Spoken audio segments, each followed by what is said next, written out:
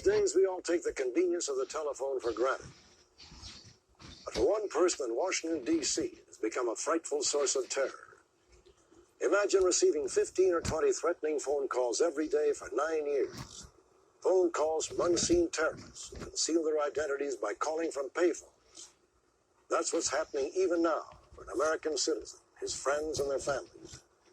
What makes this horror that much more disturbing is that no one knows why he has been targeted or who is responsible. Our story begins almost 20 years ago in Beirut, Lebanon. Beirut has long been a hotbed of social unrest and violence. It is indelibly etched in our memories from the tragic events in 1983, when an Arab terrorist drove a truck loaded with explosives into Marine headquarters, killing 241 people. 9 years earlier, Bashire Kouchaji and his wife Gail, both American citizens, had moved to Beirut. Gail was a professional singer who entertained at the Phoenicia Hotel, a well-known gathering place for Middle East diplomats and arms dealers. Shortly after midnight on July 1st, 1974, Bashir was on his way to pick up his wife at a party hosted by a Saudi princess.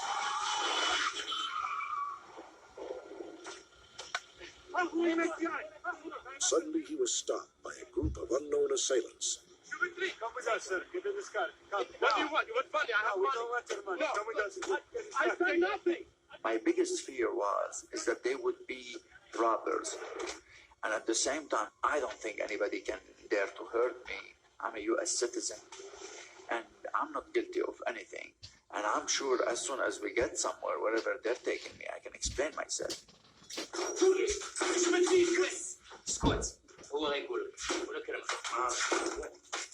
Someone will be here to talk to you. Relax.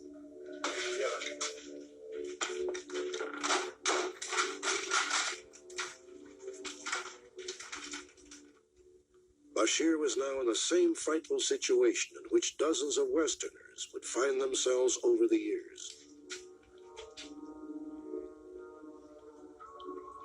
There was only one light bulb on the ceiling, and there was a blanket on the floor. All what I hope is that it has something to do with politics, so then I explain myself, and they will find out immediately I'm not a politician.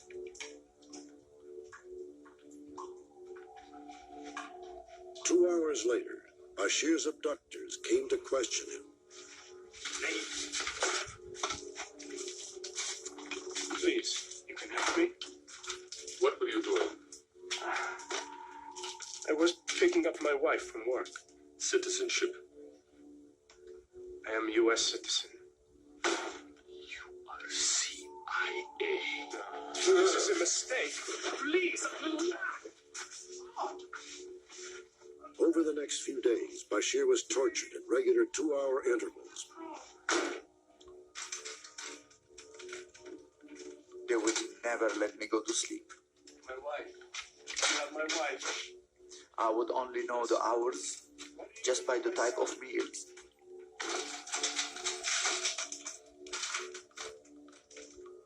On the 5th day of his captivity, Bashir began to hallucinate, imagining that he heard the anguished screams of his family.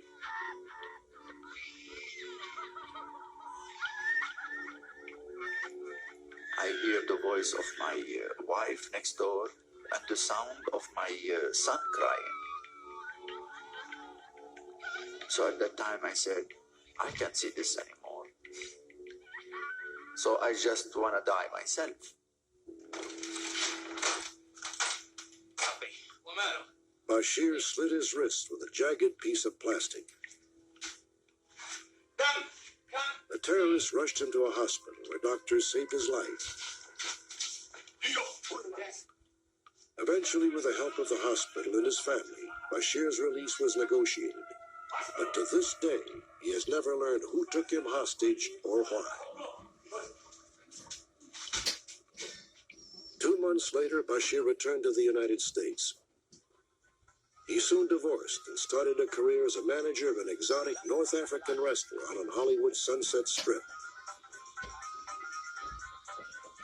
The restaurant quickly became popular with recording stars, movie stars, and celebrities. Within just a few years, Bashir and his family would operate restaurants in Philadelphia and Washington, D.C. But in 1982, just as Bashir appeared to have his life in order, he began to receive the first in a series of threatening phone calls at the restaurant in Washington. I don't know, it sounds very strange. There would be phone calls where I would take them myself, and there would be nobody at the other line. Nobody would say anything. They would only breathe. This is Bashir. Who's this? What? This time, you'll be killed. Who is this? But little by little, it's escalated to be like more direct, mentioning names of all past friends, mentioning name of acquaintance that I haven't seen for a long time. The phone would not stop. And they would start to be like 20 times a day, 15 times a day, from some of them from obscene phone calls to I want to kill you, there is a bomb, people laughing loud, or other people screaming under a shower. You would hear the scream of pains, machine gun fire. On Friday. Marrakesh. Hello? Curiously, many of the calls appear to have been made by a 10-year-old youngster who was dubbed l'enfant, French for the child.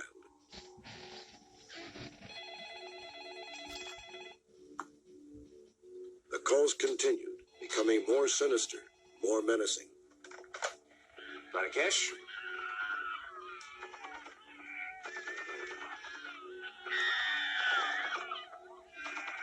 Stop. It immediately triggered the kidnapping at that time. The voices of screams is the same voices that when I used to be a captive, I would hear them from other prisoners. I wasn't alone into that place. I would hear exactly the same voices. May 1986. The harassment turned violent.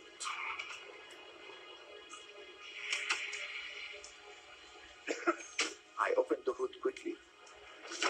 I got burned, but I had to cut the wires because I knew the flame was coming out of the wires. It was very close to the gas that would make the chip explode. When I took the car the next day to the mechanic, he said, it looks somebody has tampered with the wires here. It looks like it's really somebody wanted to hurt you. Bashir requested that the FBI investigate the threats to his life. A tap was placed on his telephone, which recorded more than 3,000 threatening calls over an 18-month period. But there was no distinct pattern in where the calls originated. No arrests were ever made. What the FBI told me was that they found out that the calls were coming from various payphones throughout the metropolitan area, which means Maryland and Virginia and Washington. And because of the way the pattern of the calls, that some calls were coming in sometimes 2 every minute, it just leads you to believe that there's more than one person involved, that either somebody's got an incredibly fast sports car that they're driving all around the area, or there's just several people involved, and that leads to some sort of conspiratorial thinking. Finally, Bashir committed himself to the psychiatric ward of a hospital, attempting to seek therapy and isolate himself from the constant barrage of harassing phone calls. It is lonely. You want me to turn it off? It's a loneliness with protection. But it's better than to be exposed to terrorism.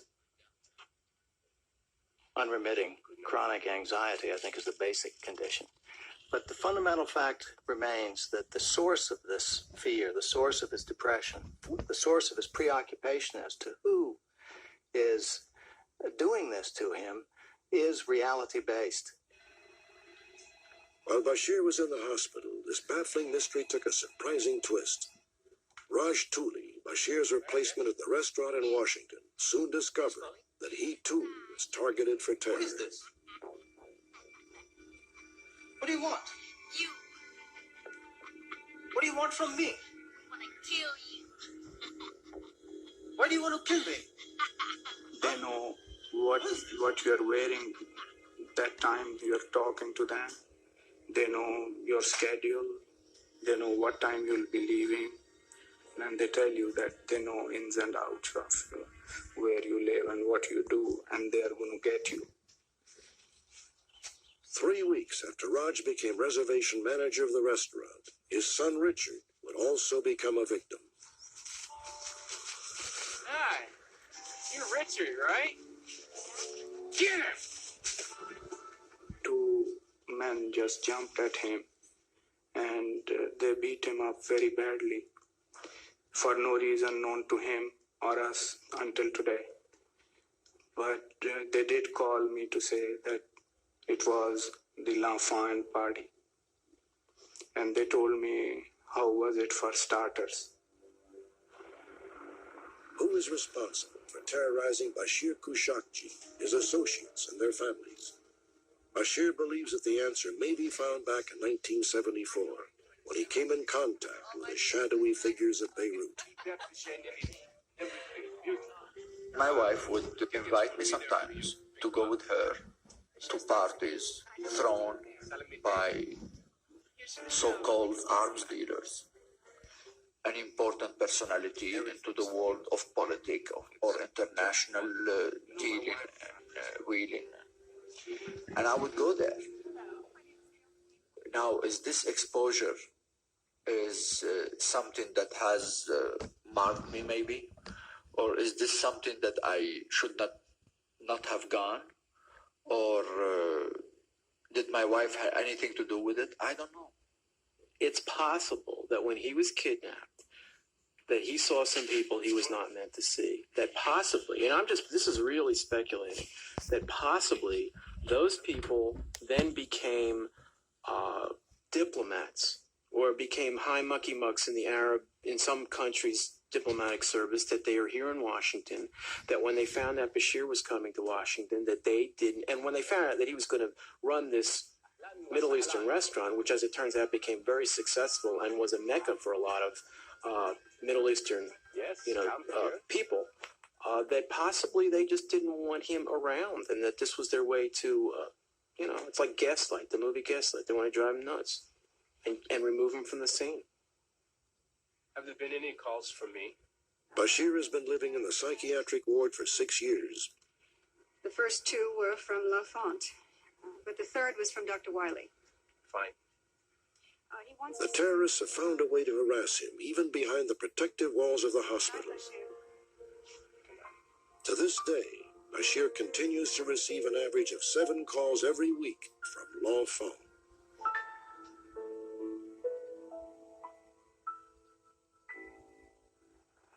Tonight, while you watch this story at home, Bashir Kouchaji was also watching from his room in a psychiatric hospital. A prisoner of terrorists, clearly bent on destroying his life and driving him insane. If you have any information on who is harassing Bashir, his friends, and their families, please call our toll-free number, 1-800-876-5353.